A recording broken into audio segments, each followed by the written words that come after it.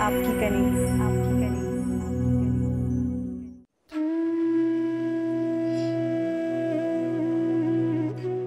पुत्र, अब तुझे अपना ध्यान खुद ही करना पड़ेगा। आखिर कब तक तेरी रखवाली करूंगी? एक दो दिन में यहाँ रहूंगी, आखिर तो मुझे अपने घर जाना ही पड़ेगा ना। पर पुत्र, मुझे तेरी बड़ी फिक्र लगी रहेगी।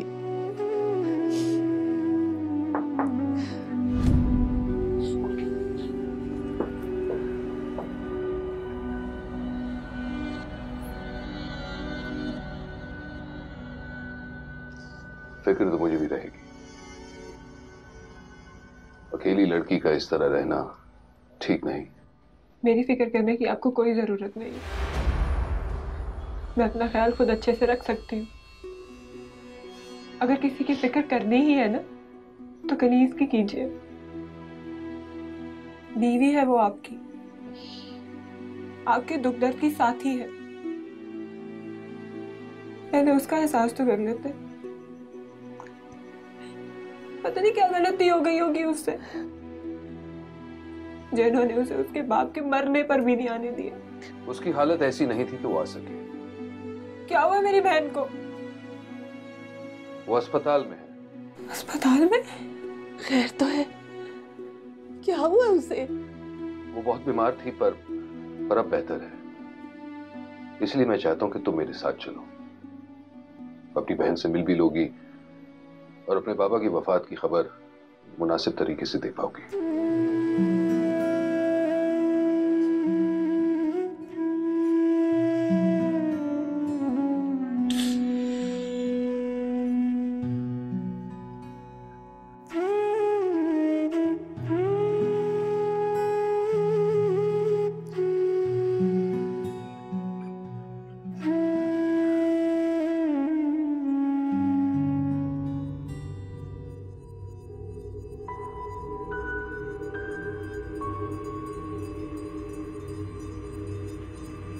सारा दिन गुजर गया है, रात हो गई है, शमीर अभी तक नहीं आया। अच्छा ही है ना जो अभी तक नहीं आए, वरना आके वो कितने सवाल पूछेंगे। और फिर शामत तो मेरी आएगी ना, कहीं मुझे नौकरी से ना निकाल दे। मेरे होते हुए तुम्हें कोई नौकरी से नहीं निकाल सकता। अच्छा, आपके होते हुए ना अम्मा बेगम, अगर आप इस घर में ना हुई तो? मतलब क्या है तुम्हारा? नहीं, मेरा मतलब है कि जिस तरह से वो उस लड़की को उठाकर भागे अस्पताल और फिर सारा दिन अस्पताल में बैठे रहे और फिर उसके अब्बा की तदफीन और जनाजे के लिए भी गांव चले गए। अम्मा बेगम, इससे तो यही जाहिर होता है ना कि उस 4 फीट की लड़की ने ना उनके दिल में राज कर लिया है। और अम्मा बेगम, घर में तो एक ही का राज चलता है ना। अगर उसका राज शुरू हो गया ना, तो फिर आपका राज खत्म।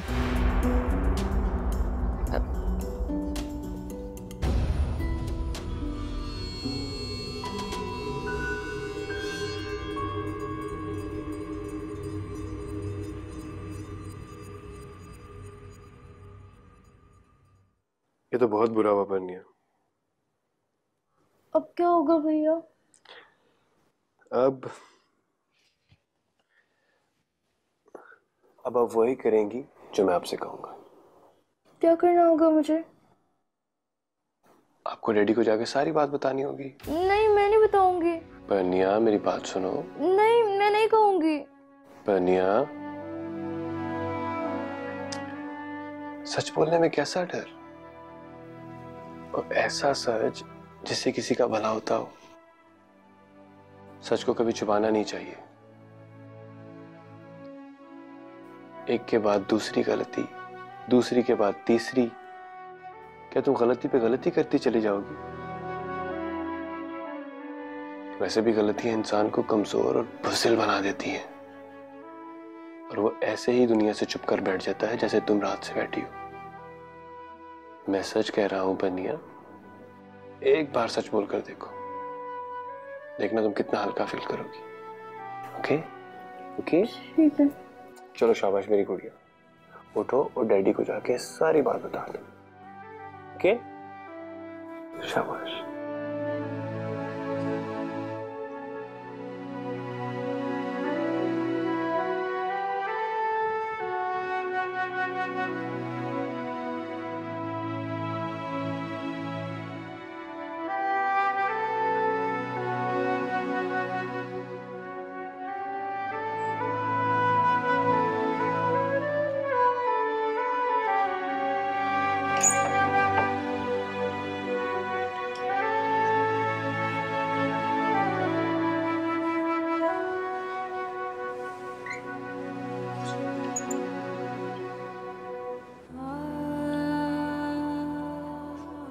अनीस,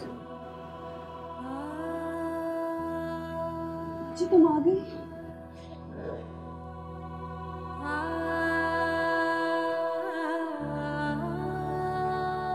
ये अपनी क्या हालत बना ली है? साहब छोड़ के गए तुम्हें, कहाँ है वो?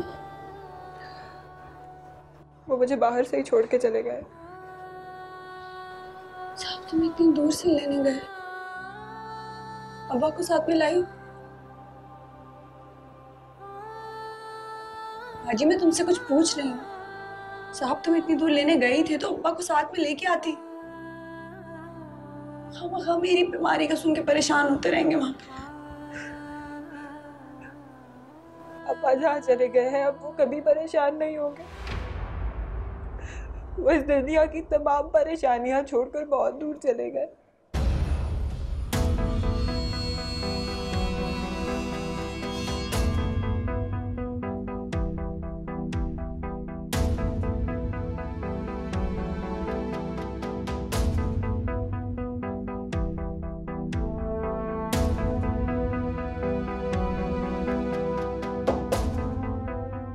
आ जाओ।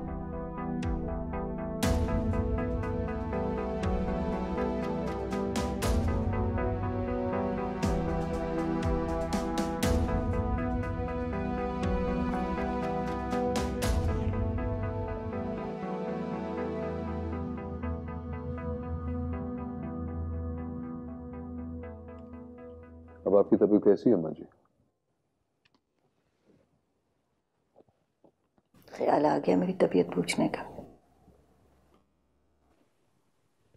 मुझे तो लगा था कि बीवी की तीमारदारी और ससुराल वालों की जिम्मेदारियां निभाने से फुर्सत ही नहीं मिलेगी।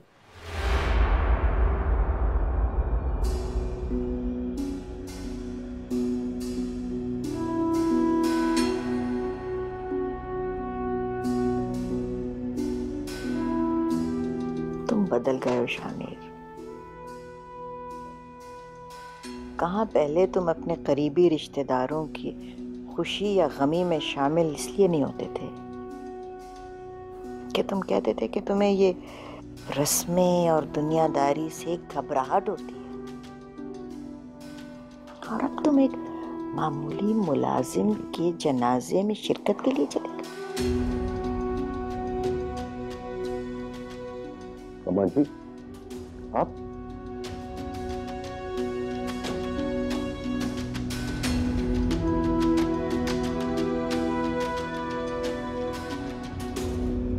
हाँ कह दो जो कहना है, कोई इल्जाम लगा दो, कोई सवाल जवाब, कोई इल्जाम। सुबह से जो बात तुम्हारे जहन में खटक रही है उसके बारे में। अब आपने बात छेड़ ही दी है तो जी हाँ, मेरे जहन में कोई बात खटक रही है। मुझे आपसे इतने गैर इंसानी रवैये की तवक्को नहीं थी। अम्मा जी एक सेकंड के लिए भूल जाए कि हमारे बीच कुछ है, कि वो मेरी बीवी है या हमारा निकाह हुआ है या हमारे बीच किसी किस्म के ताल्लुक है, और बस उसे इंसान समझिए, फिर आपको एहसास होगा।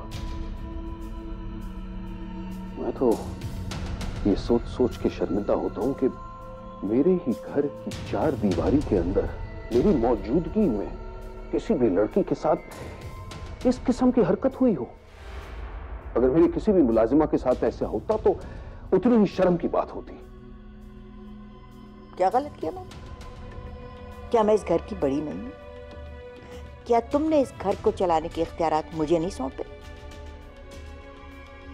मैंने वही किया जो बेहतर समझा।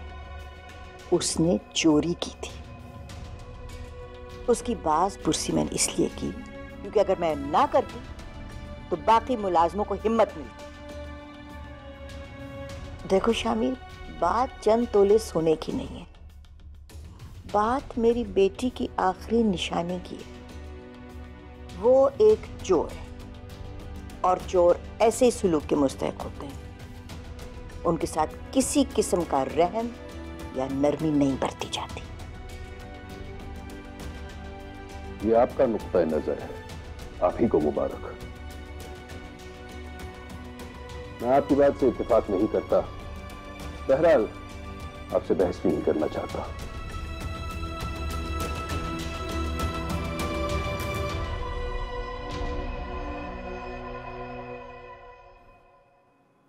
मैं अम्मा जी से उस लहजे में बात नहीं करना चाहता था श्री।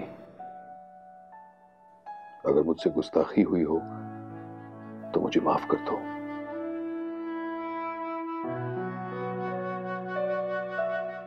वैसे अम्मा जी भी कुछ हद तक ठीक ही कह रही थी। कुछ मामलों में सख्ती करनी पड़ती है। पर श्री, मैं भी अपनी जगह गलत तो नहीं था। आखिर वो एक लड़की है।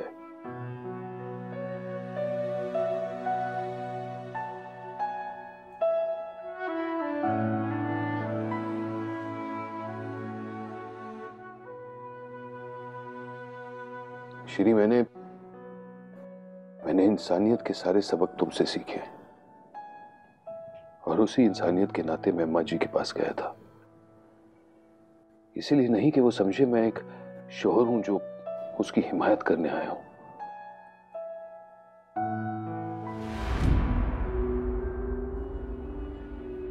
डैडी, क्या बात है बेटी, अभी तक सोई क्यों नहीं? वो मैं आपका कब से वेट कर रही थी। मुझे आपसे कुछ जरूरी बात करनी थी। अच्छा आओ।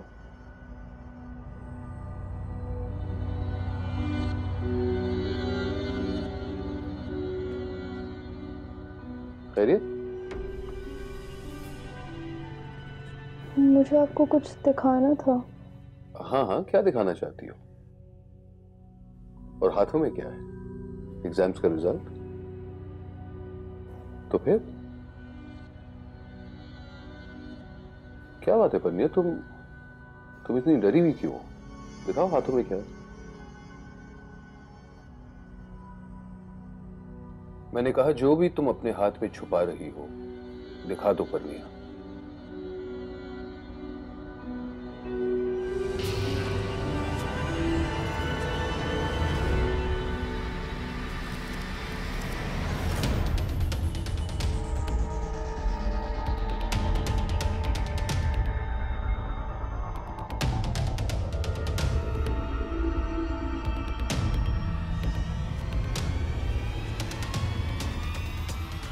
ये मेरे पास था।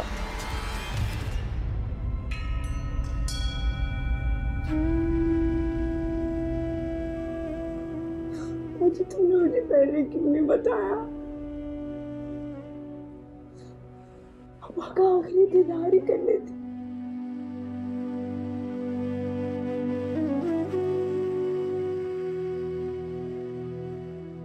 अब्बा इस दुनिया से चले गए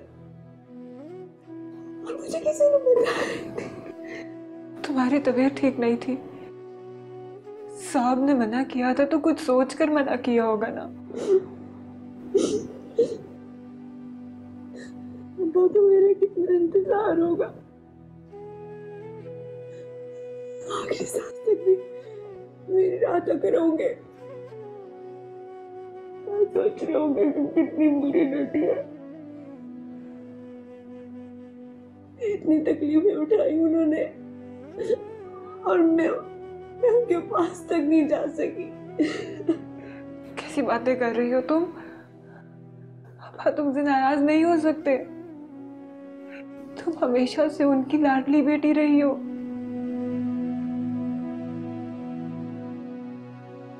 वो वैसे भी जिस दुनिया में चले गए हैं ना, वहां किसी का किसी से कोई पर्दा नहीं। सब पता होगा कि तुम क्यों नहीं आई। बस अब तुम अपने आंसू पोंछ लो और सब्र करो। कैसे सब्र कर लूं माँ जी?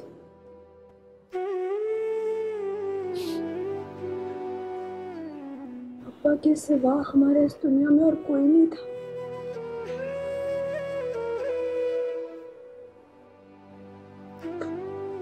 हम लोग मुकम्मल तौर पे यतीम हो चुके हैं।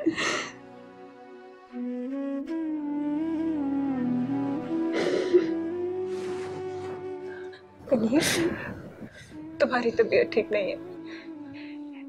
इस तरह से रोगी बीमार पड़ जाओगी तुम। तुम्हें पता है ना मौलवी साहब क्या कहते हैं? ऐसे रोने से मरने वाले की रूह को बहुत तकलीफ होती है। अम्मा को दुगनी तकलीफ दोगी क्या? अपने आंसुओं की भी और बीमार पड़कर हाथ रो।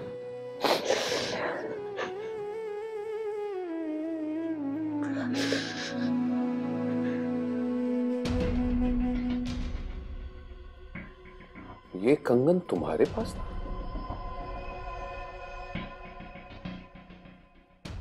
कन्या, मैंने तुमसे कुछ पूछा है, जवाब दो। ये कंगन तुम्हारे पास था?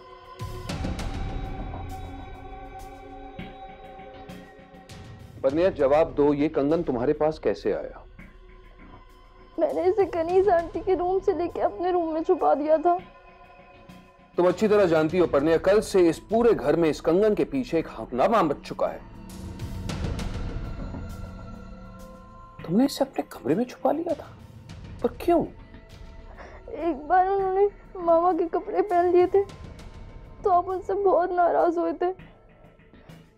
फिर जब उन्होंने मामा की ज्वेलरी यूज की थी तो आप उससे भी ज्यादा खफा हुए थे। मुझे लगा कि अगर उनसे मामा की कोई चीज खो जाएगी तो आप नाराज होकर उन्हें इस घर से वापस भेज देंगे।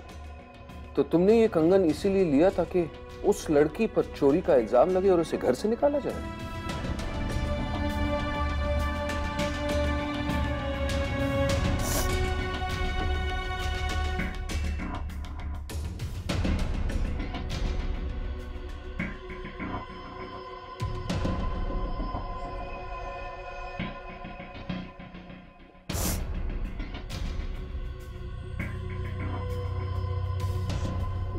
तेरी यकीन कर, मुझे नहीं पता था कि इतना सब कुछ हो जाएगा।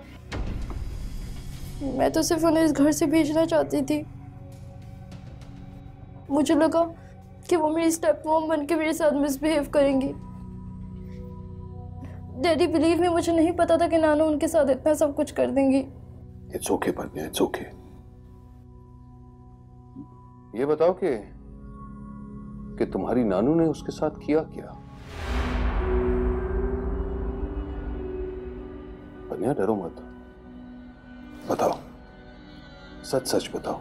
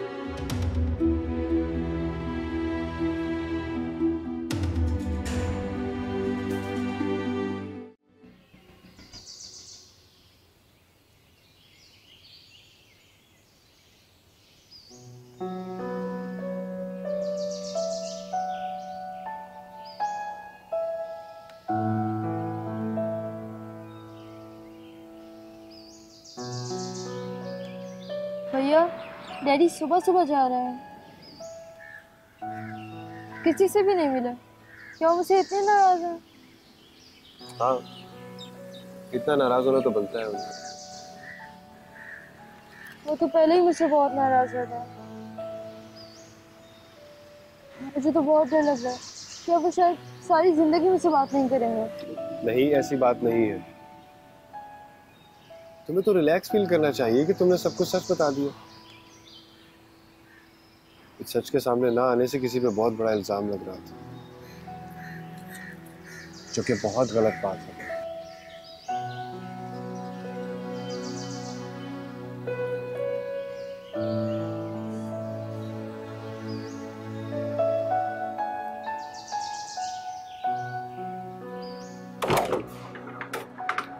शमीर, तुम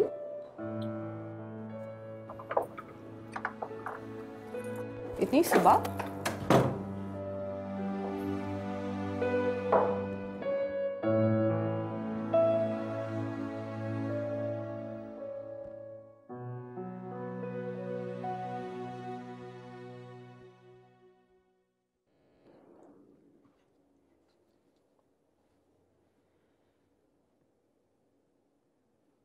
खैरियत तो है? सफीना, मेरे दिल पे एक बहुत बड़ा बोझ है। क्या हुआ है शमीर? तुम मुझे कब से जानती हो? क्या तुम्हें लगता है कि मैंने कभी किसी के साथ इंसाफ नहीं किया, या किसी का हक मारा? क्या मैंने किसी के साथ ज्यादती की, या किसी भी किस्म का जुल्म? शमीर, तुम्हें कोई भी इंसान अगर थोड़ा सा भी जानता है ना, तो ये बात दावे से कह सकता है कि तुम किसी पर जुल्म और ज्यादती क्या करोगे। तुम तो किसी पर जुल्म और ज्यादती होते हुए देख भी नहीं सकते। और मैं तुम्हें तुम्हारी आधी जिंदगी से जानती हूँ। असूल, इंसाफ और सच, ये तुम्हारे 3 हथियार हैं। फिर तुम ऐसी बातें क्यों कर रहे हो? क्योंकि ऐसे ही हुआ है सफीना। ना चाहते हुए भी मुझसे किसी पर बहुत बड़ा जुल्म हुआ है। मैं ये बात मान ही नहीं सकती। तुम्हारे मानने ना मानने से कोई फर्क नहीं पड़ता, क्योंकि ऐसा ही हुआ है सफीना। क्या तुमने उस लड़की की हालत नहीं देखी? अस्पताल में डॉक्टर्स क्या कह रहे थे? तुमने नहीं सुना कि उससे ज़हनी तौर पे एक बहुत बड़ा शॉक पड़ा है।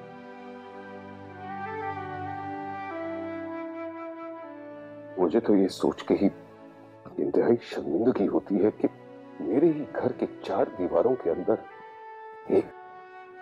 एक मजनून सी लड़की के साथ ऐसी ज्यादती हुई।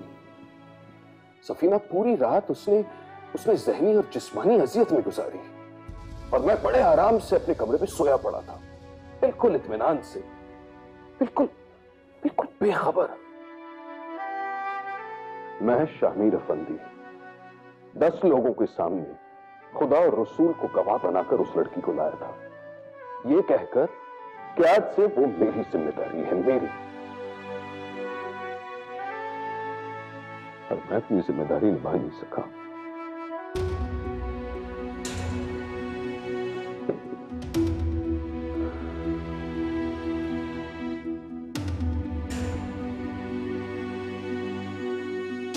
शायद वो लड़की मुझे माफ कर दे, शायद खुदा भी मुझे माफ कर दे, लेकिन इस कोताही पे मैं अपने आप को कभी नहीं माफ करूंगा।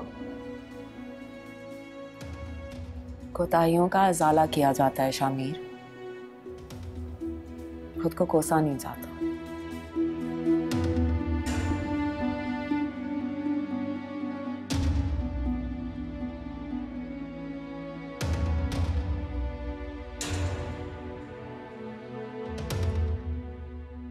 तुम सारा इल्जाम मुझे क्यों दे रहे हो?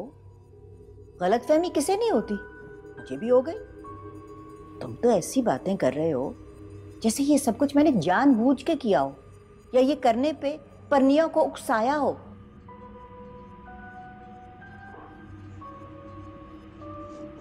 नानू, आप गलत समझ रही हैं। मैं आपको इल्जाम नहीं दे रहा। गलती सिर्फ आपकी नहीं, मेरी भी है। मैं भी तो बिना सोचे समझे जज्बात में आकर फौरन गांव चला गया। मुझे भी अपनी हरकत पर बहुत अफसोस और शर्मिंदगी है, लेकिन मैं तो सिर्फ ये कह रहा हूं कि हम दोनों को ही जज्बात में आकर इतनी सी बात को इतना बड़ा इशू नहीं बनाना चाहिए। लड़की जैसी भी है, जो भी है, बहरहाल ये बात साबित हो चुकी है कि चोरी उसने नहीं की। तो मेरा क्या कसूर? हालात उस वक्त ऐसे थे कि ये साबित हो चुका था कि वो चोर है, तो मैंने उसे चोर की सजा दी थी। नानो, आप मेरी बात नहीं समझ रही। काश मैं ही पहले ये बात समझ गया होता। नानो, हम उनसे इस बात से नफरत तो कर सकते हैं कि वो मेरी अम्मा और आपकी बेटी की जगह लेने की कोशिश कर रही हैं, लेकिन ये इतना बड़ा जुर्म नहीं है कि हम उनको इसकी सजा दें। मैंने सजा एक चोर को दी थी क्योंकि उस वक्त मैं यही जानती थी।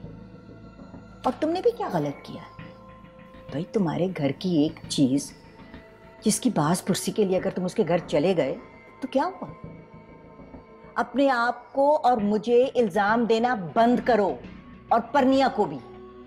बच्ची है वो, बाप के प्यार को तरसी हुई है, ऊपर से सौतेली मां आ गई है। खुदा जाने बेचारी का मासूम जहन कितना डिस्टर्ब्ड होगा जो ये बेवकूफी कर बैठी। नानो, परनिया ने जो कुछ किया वो उसका बचपना और नादानी हो सकती है, लेकिन आपको और मुझे ये बात एक्सेप्ट करना होगी कि हमें सिर्फ जेवर जाने का गुस्सा नहीं था, और जितना शदीद रवैया आपने अपनाया है, मैं दावे से ये बात कह सकता हूँ कि घर का कोई और नौकर होता तो शायद उसके साथ इतना तल्ख रवैया ना होता आपका। आपने असल में वही भड़ास निकाली है। तुम जो भी कह, मैं अब भी वही कहती हूँ कि मैंने उसे चोर समझ के उसके जुर्म की सजा दी थी। नानो, सजा जुर्म साबित होने के बाद दी जाती है, पहले नहीं।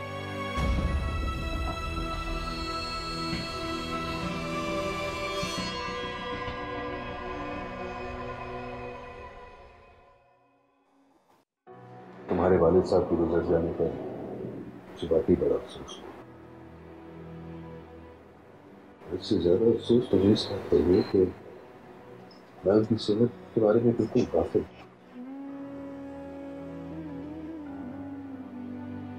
अगर मैं जानता वो बीमार थी तो अच्छा सा अच्छा इलाज करवा देता। हाँ, अब आप बताया करते थे कि आप अपने मुलाजिमों का बहुत ख्याल रखते हैं।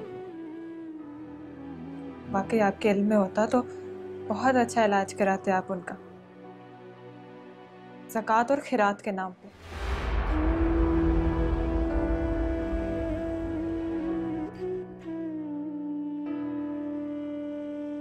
मेरी लाइल्मी की वजह से तुम्हारे साथ ऐसा हादसा हुआ। इसे हादसा नहीं, इक़दाम कत्ल कहते हैं।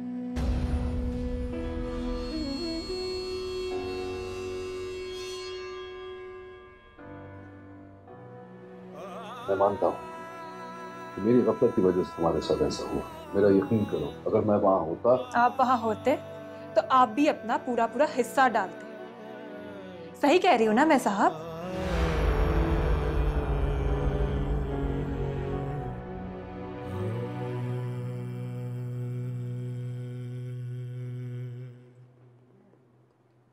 बाजू, तुम थोड़ी देर के लिए बाहर जाओ।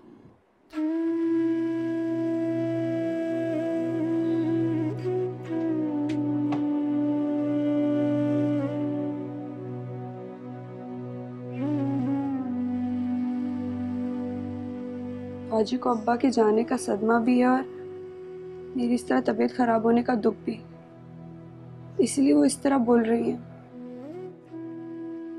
आप प्लीज उनकी बातों का बुरा मत मनाइएगा। तो क्या तुम्हें अपने अब्बा के गुजर जाने पर दुख नहीं, गुस्सा नहीं? आखिर क्या साबित करना चाहती हो कि तुम्हें गुस्सा आता ही नहीं, तुम्हें दुख होता ही नहीं? ऐसी बात नहीं है, मुझे दुख अपने अंदर उतारने आते हैं। मगर तुम्हारी बहन को तो नहीं आते, बल्कि तुम तो छोटी हो, तो तुम इतनी मुख्तलिफ कैसे? तुम में इतना सब्र कहां से आया? जिन बच्चों की माएं उन्हें लोरी सुनाने की उम्र में इस दुनिया से छोड़ के चली जाती है। उनका सब्र पालने में ही आ जाता है। बाजी ने तो अम्मी के साथ 5 साल गुजारे, सब लाड उठवाए उनसे। मेरे तो आंसू पोंछने वाला कोई नहीं था, इसलिए बहुत छोटी सी उम्र में मैंने अपने आंसू अपने अंदर उतारना सीख लिए थे।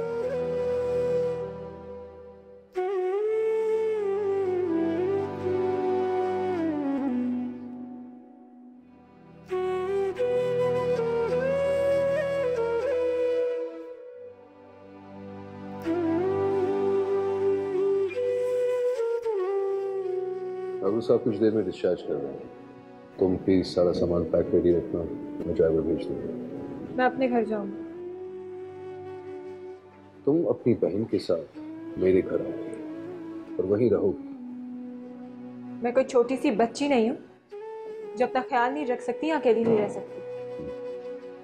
और मैं इसलिए नहीं कह रहा ताकि मैं तुम्हारा ख्याल रख सकूं, बल्कि इसलिए ताकि तुम अपनी बहन का ख्याल रख सको।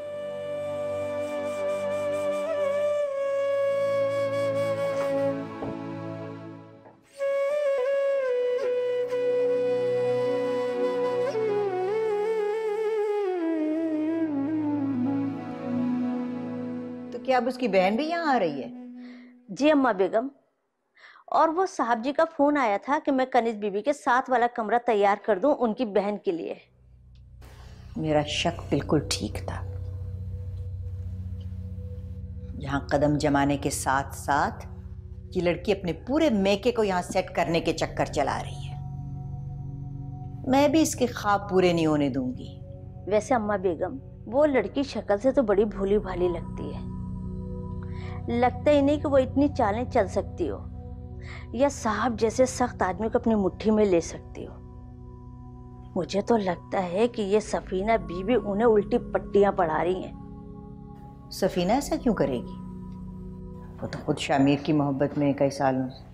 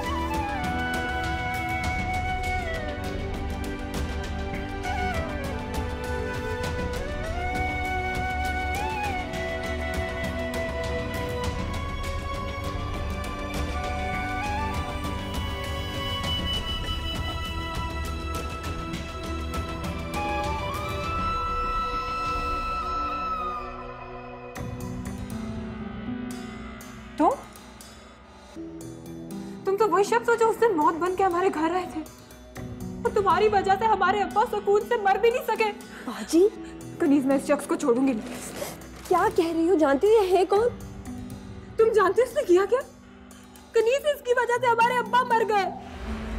जी, इनकी वजह से? लेकिन अब्बा तो बीमार थे ना? हाँ, वो बीमार थे और हो सकता है वो रात उनकी जिंदगी की आखिरी रात भी होती, मगर वो अपनी जिंदगी की आखिरी सांसें तो सुकून से ले लेते ना। मगर वो सुकून से मर जाते अगर ये शख्स उस रात वहां ना आया होता। कनीज, तुमने अपनी जिंदगी की आखिरी रात कितनी मुश्किल से गुजारी तुम नहीं जानती, तुम सोच भी नहीं सकती। हमारे अब्बा जिन्होंने सारी जिंदगी हक हलाल की रोजी कमाई, इस शख्स की वजह से मरते वक्त अपने ऊपर चोरी का इल्जाम लेकर गए। वो अब्बा जिन्होंने सारी जिंदगी अपना सर फख्र से बुलंद रखा, इस शख्स की वजह से वो शर्म से मर गए। देखिए, आप गलत समझ रही हैं। अगर आप तहम्मुल से मेरी बात सुने तो मैं आपको समझाने की कोशिश करता हूँ। तुम समझाओगे मुझे? कनीज, तुम नहीं जानती हमारे अब्बा मरे नहीं, इस शख्स की वजह से मरे गए। क्या करिए? छोड़ो। मैं आपको बताता हूँ कि बात क्या है। ये क्या तमाशा हो रहा है? लगता है सदमे की वजह से तुम्हारी दिमागी हालत खराब हो गई है और तुम अपने होश खो बैठी हो।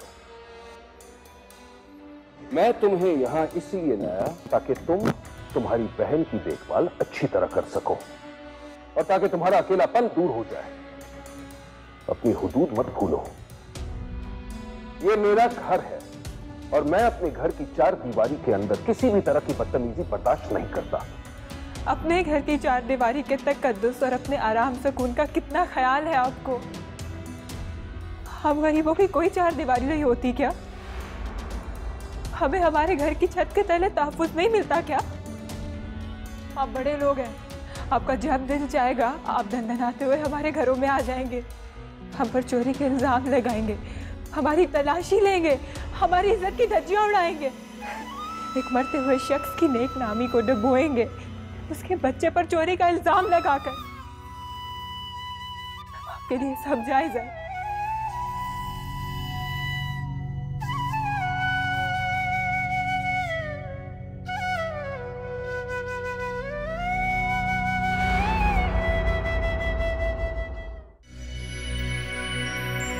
आपकी कनीज, आपकी